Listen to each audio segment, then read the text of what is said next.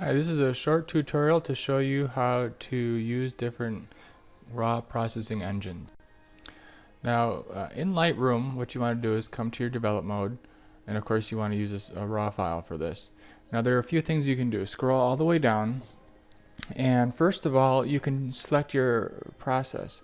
Now the 2012 process, this is what's going to be the Lightroom 4. 2010 is going to be Lightroom 3.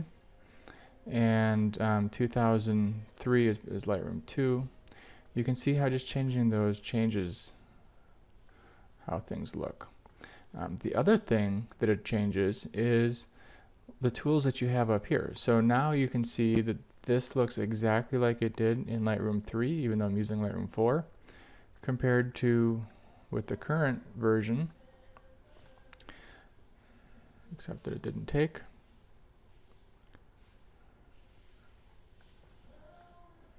With the current version, we have highlight, shadows, whites, and blacks. See how the difference is?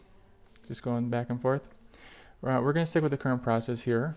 And the first thing we want to do here is just bump up the exposure a little bit. Maybe the contrast a little bit.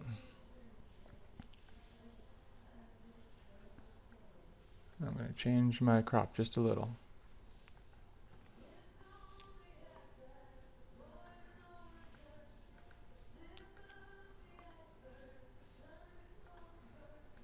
So, scroll down to the bottom, and underneath the process you have profile.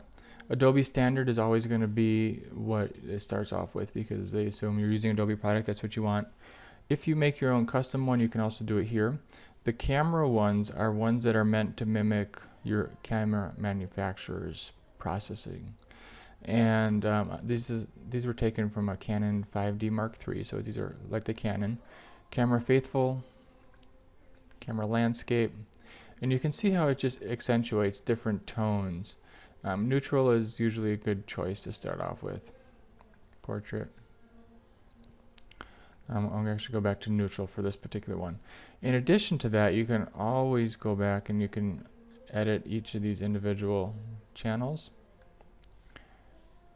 And all of these are in addition to what you can do up here with the tints and sliders and whatnot. So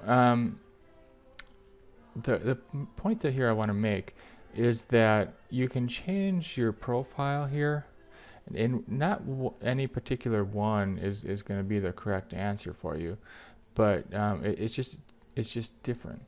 There's not one that's better, not one that's worse. They're just different. So different pictures, you're going to find that different profiles are going to work better for you. When you update your process to the current version, Lightroom 4, if you're Lightroom 3, there's usually not a good reason that you'd want to go back there. But these, changing the profile, there are definitely times where you might find going with one of these options here is better than the Adobe. Let me know if you have any questions, and I guess the other thing I can offer here is that these options here are also available in Adobe Camera Raw if you're using Photoshop to process.